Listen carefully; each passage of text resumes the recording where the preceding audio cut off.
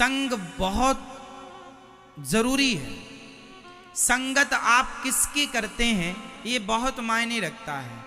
आदमी भला या बुरा नहीं होता, इंसान अच्छा या बुरा नहीं होता, संगति अच्छी या बुरी होती है।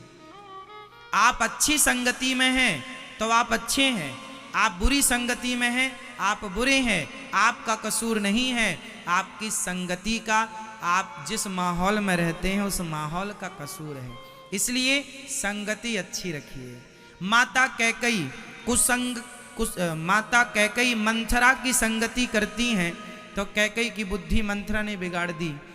दुर्योधन शकुनी की संगति करता है तो शकुनी ने दुर्योधन की बुद्धि बिगाड़ दी। और अर्जुन भगवान श्री कृष्ण की संगति करते हैं तो हारा हारा युद्ध भी भगवान ने जिता दिया। वरना अर्जुन के बाणों में इतनी ताकत नहीं थी कि वो पितामह भीष्म को भेद सकें और गुरु द्रोणाचार्य जैसे महापराक्रमियों का वो सामना कर सकें। ये अर्जुन के वश का नहीं था, वो भगवान की कृपा थी। इसलिए मेरी माँ, संगत से गुण आते हैं संगत से गुण जाएं, और लोहा जड़ा जहाज में पानी में उतराए। अपने बच्चों को संगत से जोड़ना, संगति से जोड़ना, अच्छी संगति से और बुरी संगति से दूर रखना। आप शराब पीते हैं? नहीं? आप पीते हो? कभी नहीं। शराब कौन लोग पीते हैं? भाई जन्म लेते ही जब हमने होश संभाला था तब हम लोग शराब पीने के आदी तो नहीं थे। हमारी लत तब नहीं लगी थी जब हम 5 साल के थे। हमारी शराब पीने की लत तब भी नहीं लगी जब हम 10 साल के थे। हमारी शराब पीने की लत मीन्स आदत तब भी नहीं लगी जब हम 20 साल के थे। लत तब लग गई जब हमें गलत संगति मिल गई, शराबियों की संगति। हम शराबी नहीं थे साहब, हमारी संगति ने हमें शराबी बना दिया। आपका दोष नहीं है, उस संगति का दोष है जिसने आपको शराबी बना दिया। इसलिए ऐसी संगत को त्याग दो जो आपको गलत रास्ते पर ले जाए। हम गांजा नहीं पीते, पर गांजा पीने वालों की संगति करने लग जाएं तो एक न एक दिन गांजा पीने का मन करने लग जाएगा। हम चरस अफीम नहीं खाते, पर इन लोगों की संगति करने लग जाएं तो ना खाने वाला भी उनके कारण धीरे धीरे स्वाद लेने लग जाएगा। तो गलती आपकी नहीं है, उस माहौल की है, वो माहौल जो है। इसलिए ऐसे कुसंग से हमें बचना चाहिए। और आज के युग में जो आदमी कुसंग से बच गया वही सबसे अधिक सफल व्यक्ति माना जाएगा। जो कुसंग में उलझ गया, ना वो घर का रहा ना वो घाट का रहा। तो अपने बच्चों को किससे बचाना है? केवल बच्चे नहीं, बेटियों को भी। आज जैसे आपकी सहेली है, फ्रेंड है, आपकी सखी है, वह आप बहुत अच्छी हो, पर आपकी सखी के 2-2, 3-3 बॉयफ्रेंड है, उसका 3-3 पुरुषों से चक्कर है, और तुम उसकी संगति करती हो तो 1-2 से तो तुम्हारा भी वो करवा ही देगी।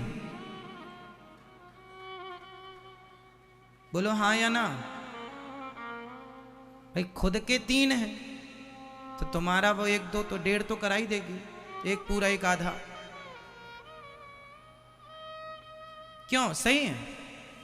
तो संगत से गुण आते हैं संगत से गुण जाएं, लोहा जड़ा जहाज में पानी में उतराए।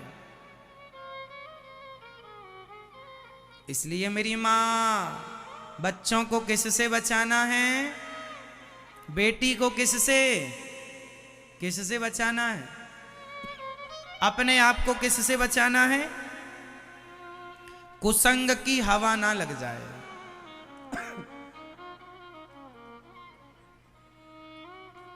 लग गई तो फिर ये नहीं देखा जाएगा कि आप कितने बड़े घराने के हैं, कितने बड़े खानदान के हैं। कुसंग माता कैकई राम जी की माता है, भरत जी की माता है। अयोध्या के माहौल में वो रहने वाली महिला हैं। जब कैकई माँ जैसी माँ का विवेक और बुद्धि मंथरा ने बिगाड़ दी, तो फिर आप में से कौन सुरक्षित है? आपकी गारंटी नहीं है, आपकी गारंटी आप ही नहीं ले सकते। इस मन पे विश्वास ना रखिएगा। ये मन कब आपको कहां ले जाए, क्या करने लग जाए, क्या कराने लग जाए। ये मन, सबसे बड़ा दुश्मन हमारा कौन है? हमारा मन। और सबसे बड़ा दोस्त कौन है हमारा? जोर से। हमारा सबसे बड़ा दोस्त कौन? मन। और हमारा दुश्मन कौन? मन। मन दोस्त भी है और मन दुश्मन भी है। कैसे? एक ही आदमी दो कैसे हो सकता है? जैसे एक ही चाबी ताले को खोलती भी है और वही चाबी ताले को बंद भी करती है, उसी तरह मन आपका संसार में लग गया तो बंधन है, कुसंग में लग गया तो बंधन है, और सत्संग में अच्छी जगह मन लग गया तो मुक्ति है। यही तो मुक्ति है। और कौन सी मुक्ति चाहिए आपको?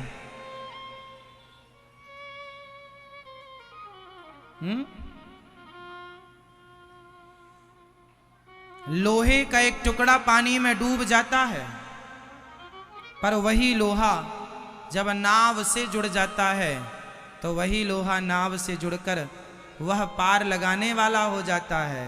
ये मन वो लोहा है, संसार में लगेगा तो आपको डुबा देगा, और भगवान सत्संग की नैया से जुड़ जाएगा, नौका से जुड़ जाएगा, ये मन पार लगा देगा। इसलिए मन से बड़ा ना दोस्त है और ना दुश्मन है। इसका मतलब ये है कि आप ऐसे हैं कि आपका मन वैसे बहुत परेशान करता है, लेकिन आप अपने मन के पक्षधर बन गए हैं, मन की बुराई नहीं करना चाहते। गलत है तो भी उसके पक्षधर हैं। अरे गलत है मन तो कहो कि हाँ हमारा मन हमें बड़ा परेशान करता है। कैसे कंट्रोल होगा? एक तो गलत है तुम्हारा मन और उसका पक्षधर बन गए। मन सबका ही परेशान करता है। आप में से एक आदमी ऐसा नहीं है जिसका मन वश में हो। सबका मन परेशान करता है, सबको। हाँ या ना? फिर भी आप मानते नहीं।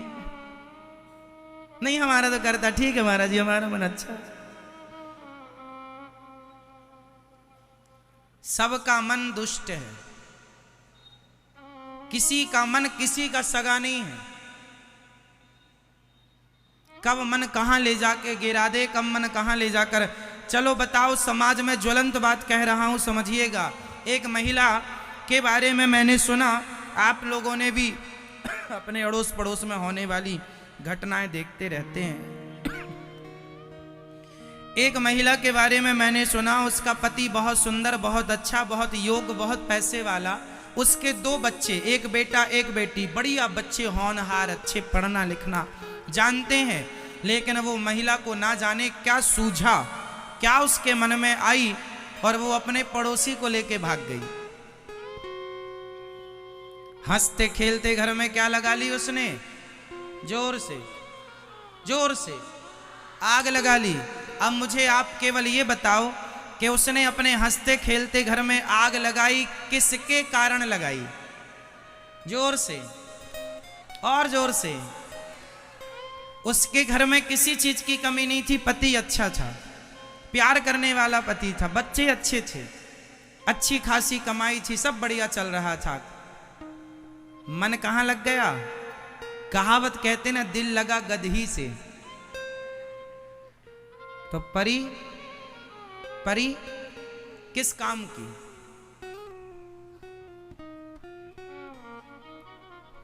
वो गधे के साथ भाग गई। किसके कारण? पूरा घर बर्बाद हो गया, किसके कारण? एक मन के कारण। देखो, क्या उस महिला ने ये सब करके बाद में कभी वो पश्चाताप क्या उसने नहीं किया होगा? पर अब पछताए होते क्या? जब इसलिए पहले ही पश्चाताप कर लो। कोई भी निर्णय लेने के पहले 100 बार सोच लो इसके दूरगामी परिणाम क्या होंगे, इसका हमारे भविष्य पर, हमारे परिवार के भविष्य पर, हमारे बच्चों के भविष्य पर इसका क्या प्रभाव पड़ेगा। बहुत विचार कर लो। जो लड़कियां आज किसी लड़के के साथ भाग जाती हैं, उन लड़कियों को ये जरूर सोचना चाहिए कि तुम भाग कर तो शादी कर लोगी, लेकिन आने वाले समय में जब तुम्हारे बच्चे होंगे, जब पूछेंगे माँ आपका विवाह कैसे हुआ था, फिर लोगों से खबर लगेगी तुम्हारी मम्मी तो भाग के आई थी, तब उस बच्चों पर, आपकी आज की घटना का उन बच्चों पर तब क्या प्रभाव पड़ेगा। इस पर दूरगामी विचार कर लेना चाहिए। क्या बच्चों पर एक अच्छा प्रभाव पड़ेगा कि हमारी मम्मी भाग के आई थी किसी के साथ? क्या ये आपके बच्चों के लिए हितकर है? हम शराब पी रहे हैं तो इस शराब पीने से हमारे बच्चों के भविष्य पर क्या प्रभाव पड़ेगा, शराब पीने वाला कभी नहीं सोचता। वो अपने वर्तमान में मस्त है, उसे भविष्य की कोई चिंता। कौन कर रहा है ये सब? मन। इसलिए मेरी मां, अपने मन को इतना आजाद मत छोड़ दो। मन की इतनी आजादी अच्छी नहीं। आप में से कितने लोग आजाद जिंदगी जीना चाहते हैं आजादी के साथ? आप में से कितने लोग हैं जो आजादी से जिंदगी जीना चाहते हैं? हाथ उठा लो। जो आजादी से जिंदगी जीना चाहते हैं, स्वतंत्र रहकर बोलो। कितने लोग हैं जो स्वतंत्र जिंदगी जीना चाहते हैं? हाथ उठा के बताओ। आप स्वतंत्र जीवन जीना चाहती हो मैया? आप चाहते हैं स्वतंत्र जिंदगी? आप चाहते हैं स्वतंत्रता? आप स्वतंत्रता चाहते हैं? आप स्वतंत्रता चाहते हैं? आप स्वतंत्रता चाहते हैं? आप स्वतंत्रता? आप सारे जितने लोग स्वतंत्रता चाहते हैं, जितने लोग स्वतंत्र जिंदगी जीना चाहते हैं, जिन पर कोई दबाव नहीं, कोई किसी का बंधन नहीं, ऐसी जिंदगी कौन जीना पसंद करता? हाथ उठा लो। हाथ उठा के बताओ थोड़ी देर तक।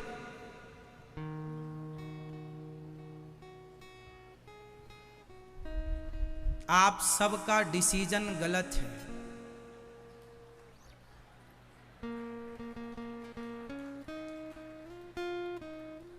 यदि आप ये कहते हैं कि हम आजादी चाहते हैं, हम कोई बंधन नहीं चाहते, हम स्वतंत्र रहना चाहते हैं, तो आपका ये निर्णय गलत है। कैसे गलत है वो हम समझा रहे हैं।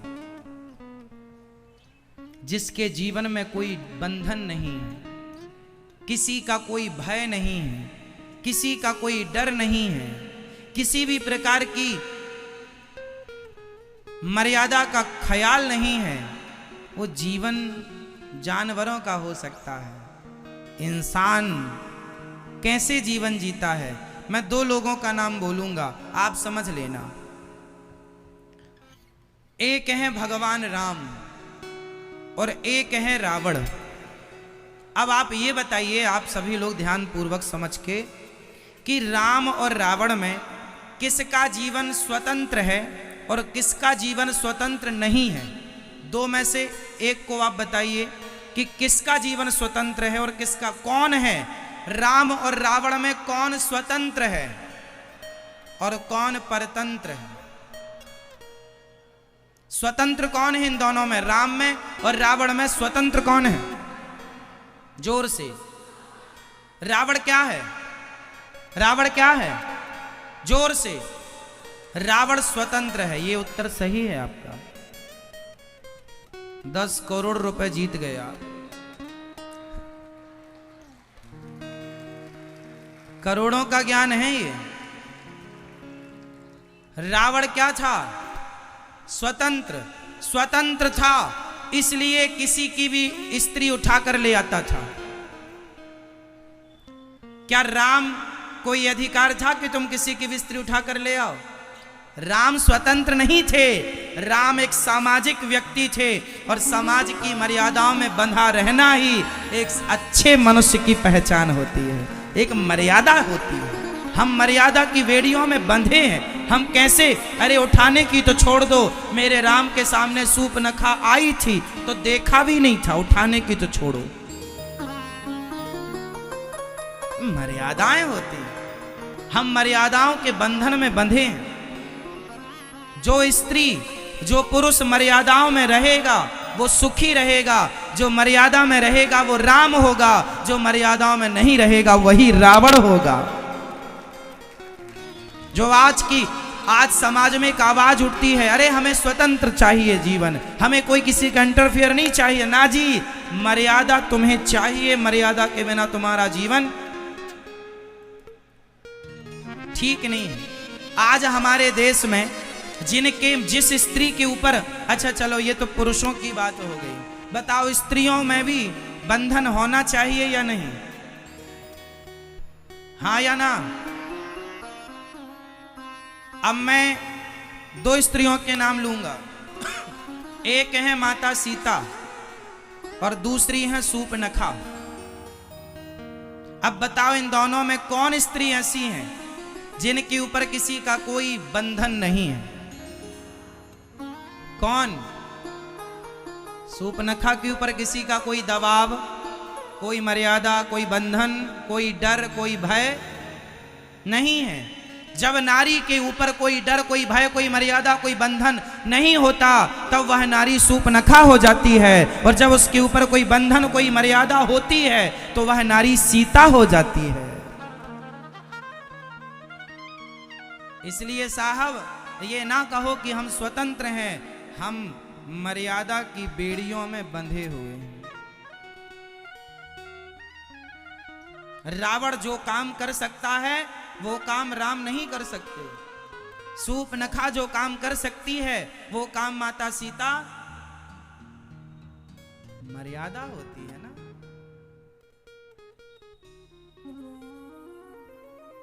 अब आप लोग भी कह रहे थे हम भी स्वतंत्र रहना चाहते हैं, हमारे ऊपर भी कोई दबाव ना हो, माँ कुछ ना कहे, बाप कुछ ना कहे, रावण हो जाओगे रावण। ज्यादा आजादी ना लो, सर्वनाश हो जाएगा।